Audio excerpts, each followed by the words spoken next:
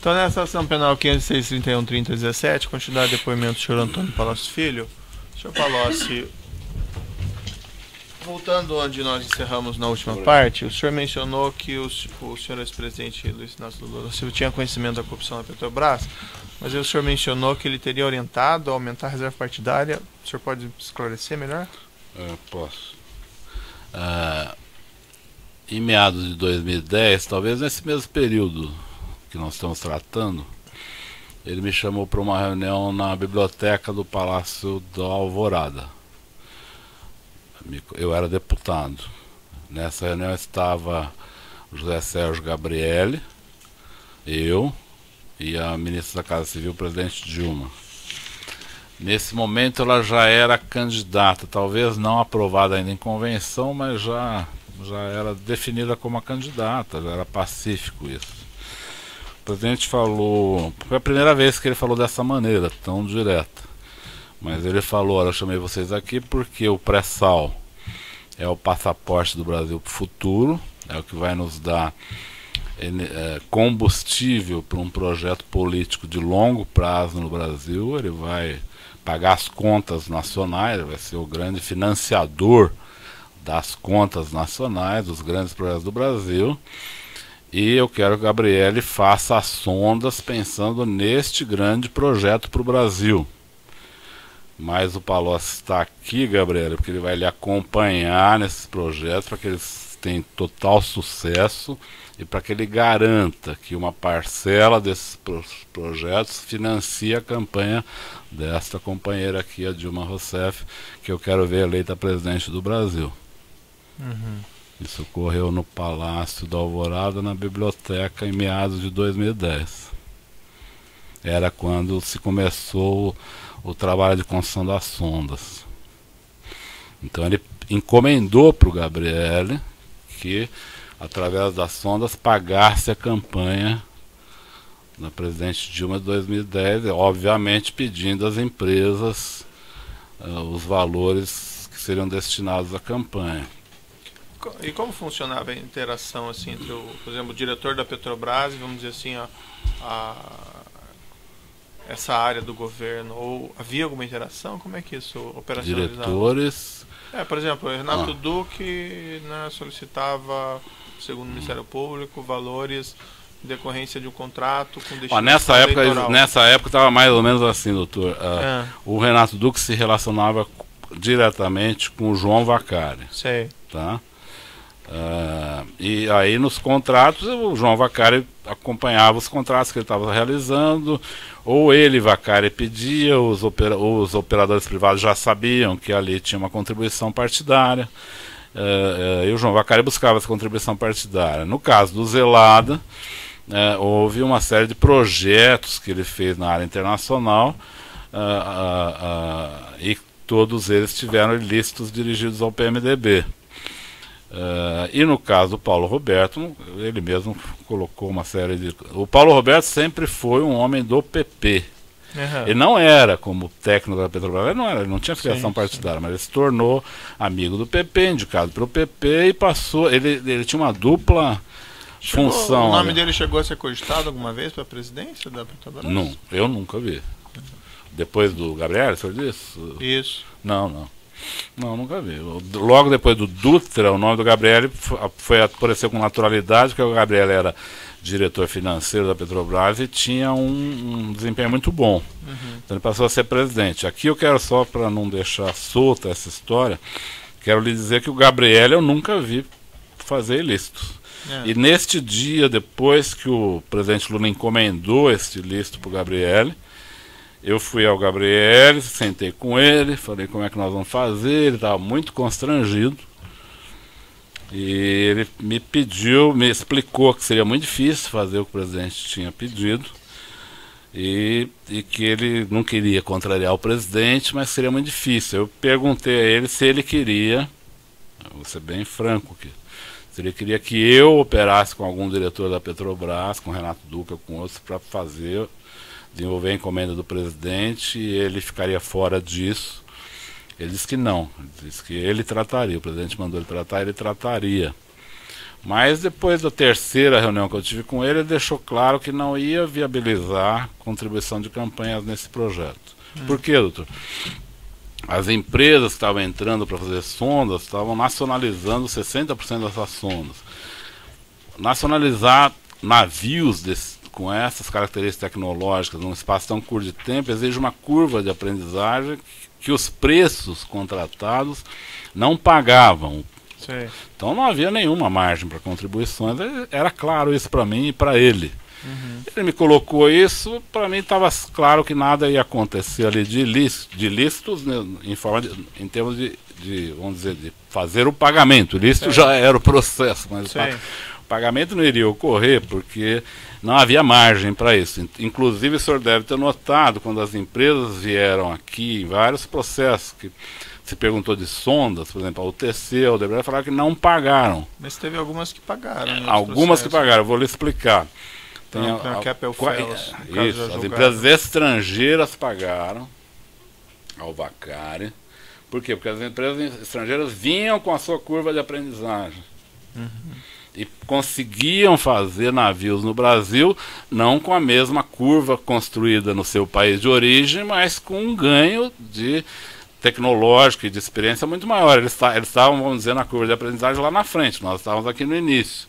Então, se o senhor observar, não há empresas nacionais que tenham dado contribuição para o Vacari. Apenas empresas estrangeiras. E mais, as nacionais deram contribuição para o senhor Barusco. Sim.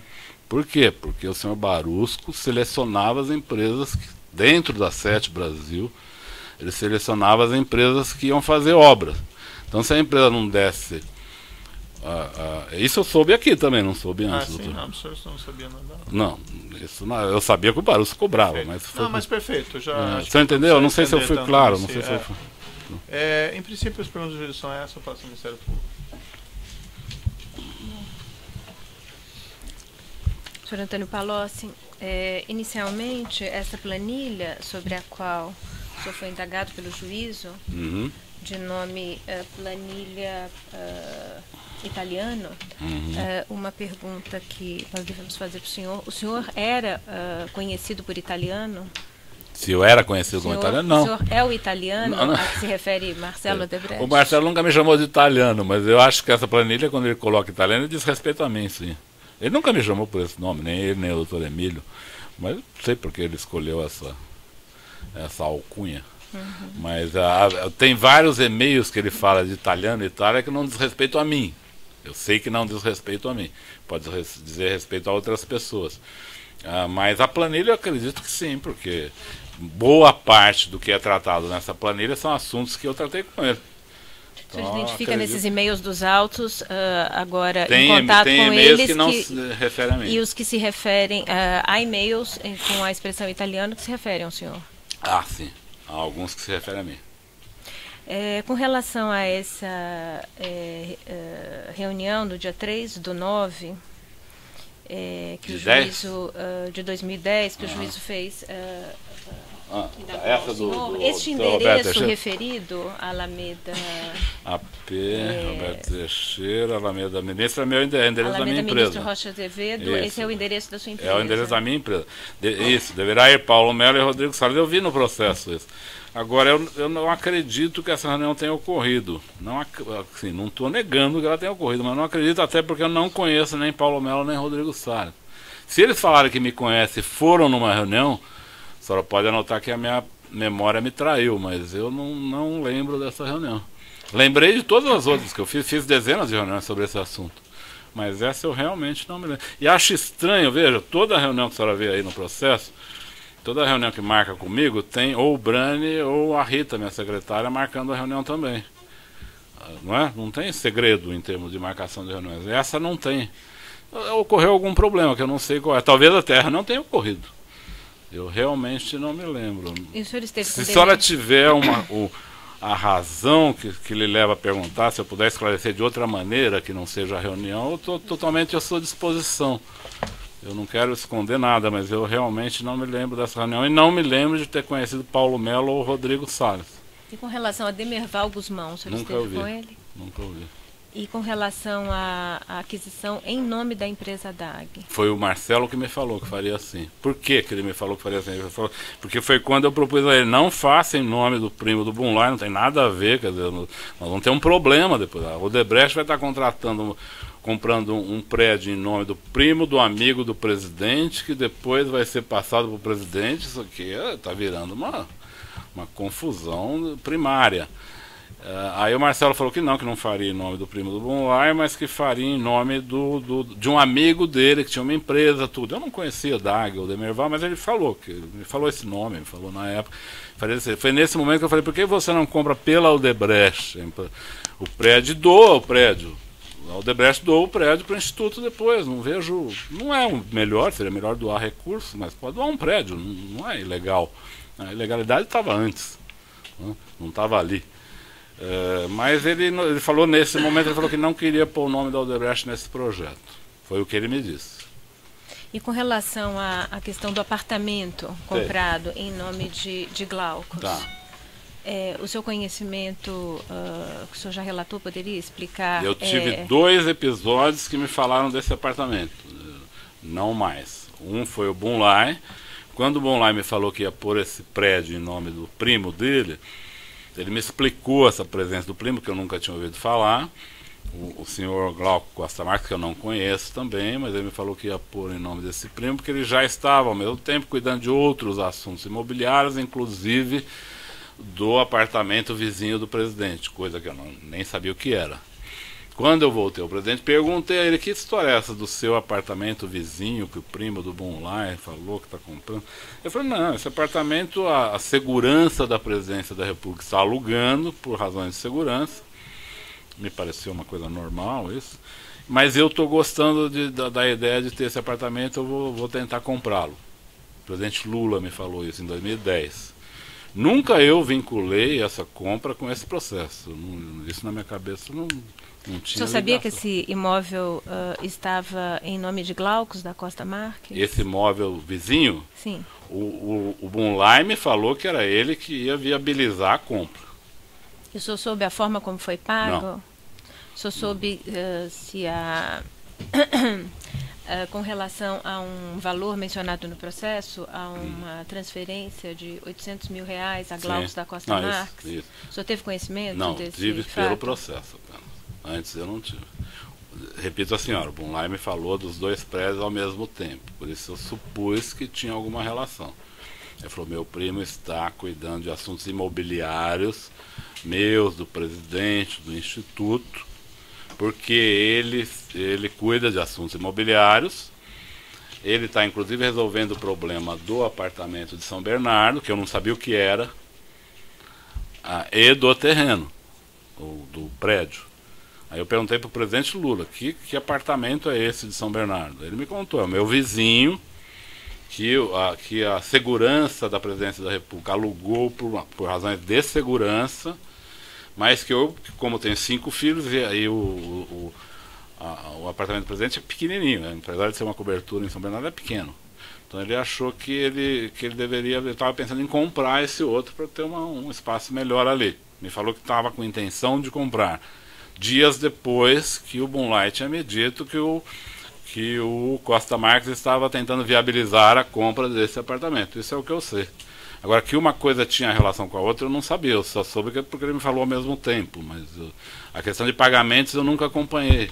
E sobre celebração de contrato de locação entre Glaucus da Costa Marques e o presidente? Marisa? Nunca soube. Nunca vi nenhum comentário sobre isso. O senhor iniciou a mencionar ao juízo que PRC tinha uma dupla função. O senhor pode explicar? O senhor disse o Paulo Roberto Costa.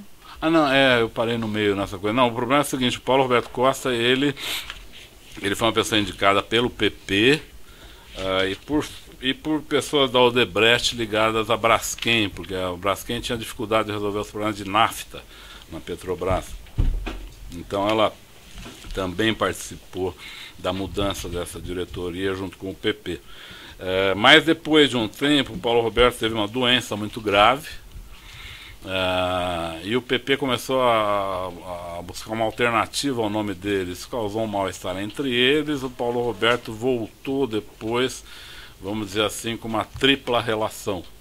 Ele passou a ter uma relação com o PP, com senadores do PMDB e com o PT.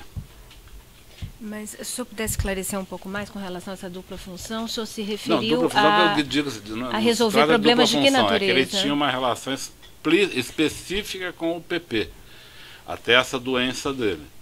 Depois dessa doença, ele voltou à diretoria, aí já essa volta dele se dá numa relação que ele restabelece não só com o PP, mas com pessoas do PT e com pessoas do PMDB. Eu não fui claro, doutor? Desculpa. A referência que o senhor fez a Braskem, eu não compreendi.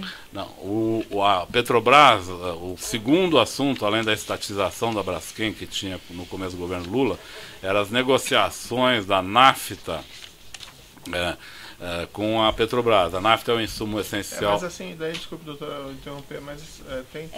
eu estou... em relação à nomeação de Paulo Roberto Costa, em que contexto ocorreu? Na verdade, os diretores da Braskem tinham dificuldades de negociar com o diretor anterior, que chamava Rogério Manso. Então, de certa forma, a Petrobras, a Braskem e a Odebrecht, vamos dizer, participaram do esforço da substituição dessa diretoria. O senhor acompanhou esse episódio? Acompanhei. Não, eu não tinha mando sobre ele, mas eu soube o que estava acontecendo. Foi na condição de ministro da Fazenda. E de integrante do Conselho de Administração da Petrobras também? O senhor esteve no Conselho de Administração da Petrobras em que período? De começo de 2003 até março de 2006. Então o senhor participou dessas nomeações no âmbito da Petrobras? De Paulo Roberto Costa, também, de Renato Duque? Também.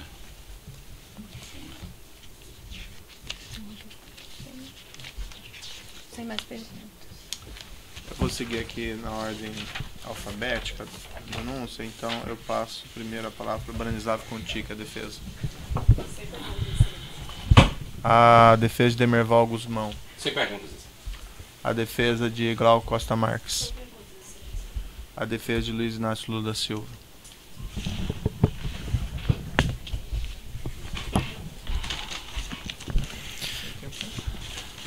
Senhor Antônio Palocci, boa tarde.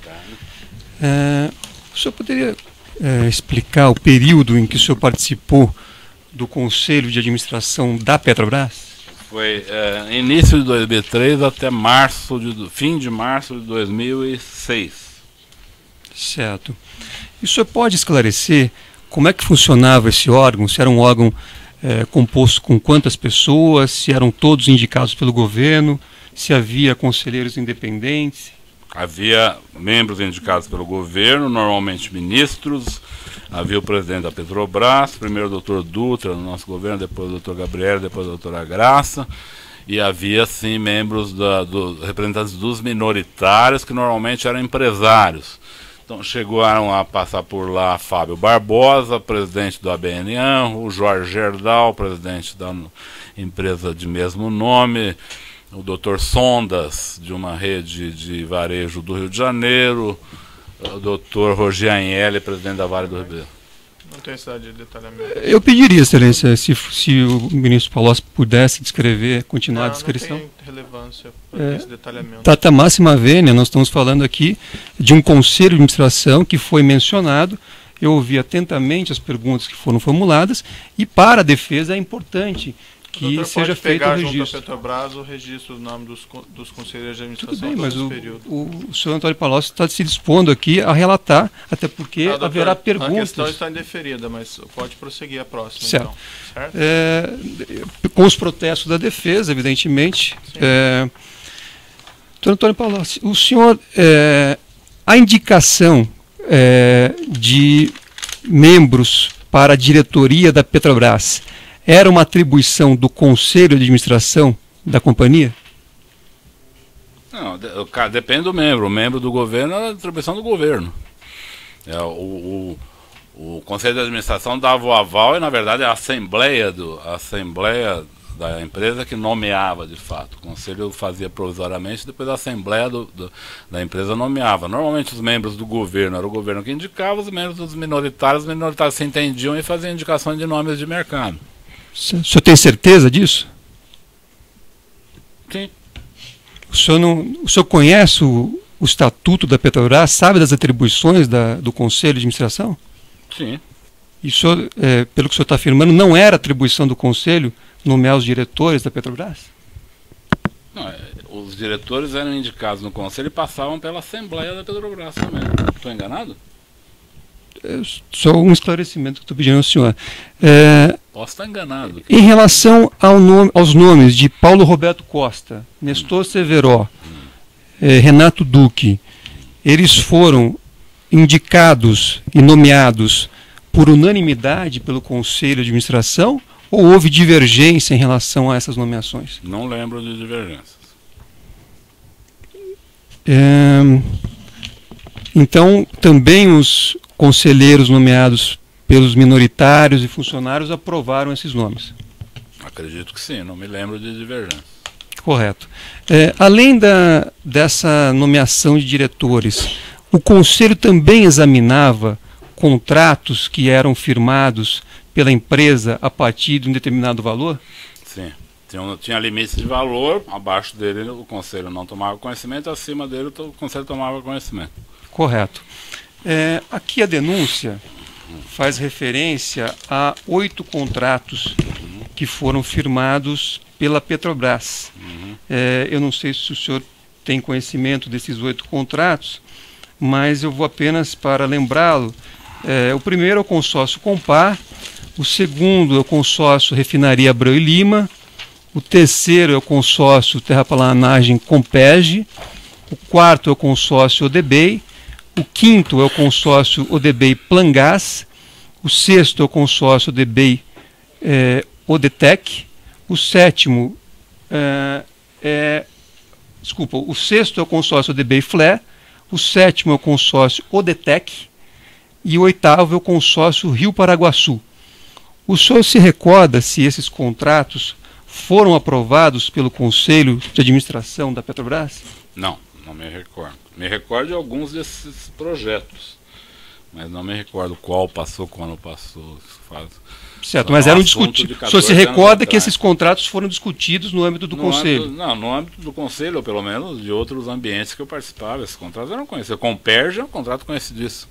Correto. Então, não era atribuição exclusiva de um diretor firmar um contrato como esse. Havia necessidade de uma discussão diante de contratos dessa magnitude no âmbito do Conselho. Nem sempre. Os diretores da Petrobras tinham uma liberdade para estabelecer e assinar contratos de alto valor. Certo, mas esses 8 que eu citei aqui para o senhor. Eu precisaria olhar um por um, ver os valores. Se eles passaram pelo Conselho. Só quer saber se houve listos, em vários deles eu soube que houve. Não, minha pergunta não é essa. Minha pergunta é se o senhor sabe dizer se esses 8 contratos acho que ele já disse que passaram ele não se pelo recorda Conselho. especificamente, já respondeu isso, doutor. Certo? Então pode ir para a próxima pergunta? O senhor sabe dizer, se o senhor não sabe todos, ao menos alguns o senhor se recorda se passaram pelo Conselho de Ele também Administração? já respondeu essa questão, pode passar para o próximo. Me parece que não, excelência. Sim, respondeu, doutor. Se eu quiser responder, eu realmente não me recordo. Eu recordo de ter falado sobre esses projetos, que alguns deles, como o Comperja, eram muito famosos. Então eu falei em vários ambientes sobre ele, mas não me lembro se foi no Conselho. Acredito que o Comperja possa ter sido discutido no Conselho, mas não tenho certeza. Correto. O senhor, como membro do Conselho de Administração da Petrobras, o senhor se recorda das estruturas de controle que a companhia dispunha à época em que o senhor participava? Sim. O senhor pode descrever, ainda que objetivamente? Existiu o Conselho Fiscal, existiu um conselho nomeado por nós, do próprio Conselho de Administração, presidido pelo Fábio Barbosa, que fez um trabalho específico de fazer uma avaliação mais profunda sobre os procedimentos internos da empresa, o sistema de compliance e sugestões para melhor adequar a empresa. Isso existiu. Correto. E esses contratos aqui foram objeto de análise desses sistemas de controle também? Não necessariamente. O senhor sabe dizer se algum deles foi? Não sei dizer. O senhor sabe se a Petrobras dispunha de auditorias internas e auditorias externas? Sim. E alguma vez o senhor sabe se foi apontado por essas auditorias qualquer ilícito em relação a esses contratos? A esse que o senhor se referiu? A esses 8 contratos que são objeto da ação penal. Não, nunca vi. Correto. Com relação... O Comperj depois ficou um contrato famoso pelo ilícito. Né? Certo, mas... Ele ganhou fama pelo ilícito, não pelo que ele realizava. Certo, mas o senhor sabe se, durante o período que o senhor estava lá, se as auditorias fizeram algum questionamento em relação a esses contratos? Não me lembro. O senhor se recorda, como membro do governo, se a partir do início do mandato do ex-presidente Lula, a Controladoria Geral da União foi efetivamente implantada e foi dada a ela a competência para também fiscalizar a Petrobras? Ela foi, de fato, fortalecida e ela tinha algumas inserções em relação à Petrobras, isso é verdade. Certo, ela tinha uma atuação também na Petrobras e isso ocorreu no início do governo do presidente Lula.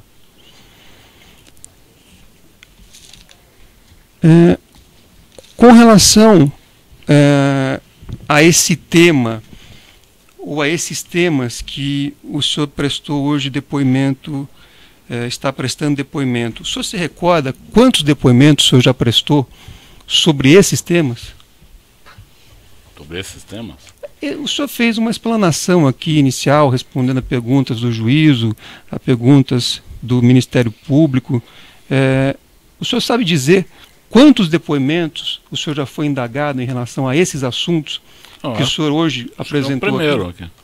O senhor nunca tratou da Petrobras, o senhor nunca tratou desses temas? Com o presidente Lula eu tratei de tudo isso que eu falei aqui. Certo. Em outros depoimentos? Não, em outros depoimentos não. Tratei com ele, pessoalmente. Não, minha pergunta é a seguinte. O senhor falou aqui de Petrobras, o senhor falou aqui de outros temas relacionados ao governo. Esta é a primeira vez que o senhor responde perguntas sobre esses temas ou o senhor já foi indagado por outras autoridades ou pelas mesmas autoridades em relação a esses temas? Se eu estou entendendo a pergunta, desculpa se eu não estou entendendo a pergunta, mas... Eu posso reformular, se o senhor preferir. Do ponto de vista desse conjunto de questões, é a primeira vez que eu sou perguntado, é a primeira vez que eu respondo. Certo. Em relação a essa relação com a Odebrecht, é a primeira vez que o senhor está sendo perguntado? Sobre a relação com a Odebrecht? Isso. Não, já tive aqui num outro processo, falei sobre a relação com a Odebrecht. Certo. E o senhor se recorda se a versão que o senhor apresentou hoje é a mesma versão que o senhor apresentou no depoimento anterior? Não é uma versão contraditória, mas digamos que a versão de hoje é uma versão mais rica. Certo. Em relação ao relacionamento, em particular ao relacionamento ilícito que houve com a Odebrecht. Certo. Eu tenho aqui um depoimento que o senhor prestou na ação penal 50.932-88, em que o senhor também figurava aqui como acusado, e naquela oportunidade o doutor Sérgio Moro, que hoje também fez perguntas ao senhor, fez uma pergunta que foi a seguinte: o senhor tratou de pagamentos, contribuições paralelas não contabilizadas, Caixa 2, com eles, referindo-se ao Odebrecht? O senhor disse: não, eu nunca tratei, doutor, eu nunca operei contribuições, até porque não era a minha função. Se eu fosse, eu teria feito, mas eu nunca operei contribuições. Eu sempre dizia para o empresário: olha, atenda o tesoureiro da campanha. Então, essa foi uma afirmação que o senhor fez na outra ação. Eu quero saber por que é que o senhor mudou a versão hoje e contou algo diferente.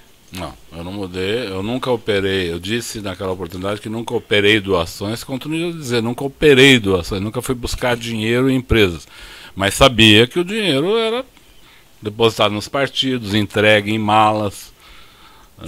Eu não Aqui fiz o senhor disse que era para não... procurar o tesoureiro. Isso. Que o senhor, normalmente era o tesoureiro. Nunca tratei.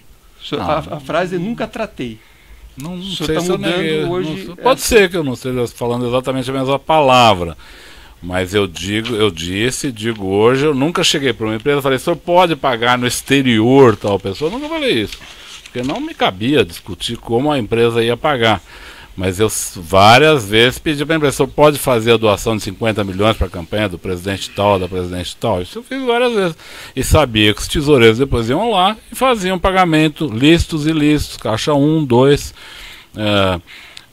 Muitas vezes era caixa 1 para simular pagamento legal, mas a origem do dinheiro era ilegal.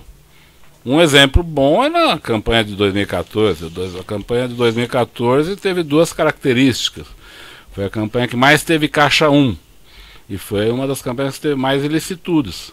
Certo. Por quê? Porque o crime se sofisticou no campo eleitoral. As pessoas viram que o problema é o caixa 2, então vão transformando progressivamente tudo em caixa 1. Só que a ilicitude está fora do pagamento.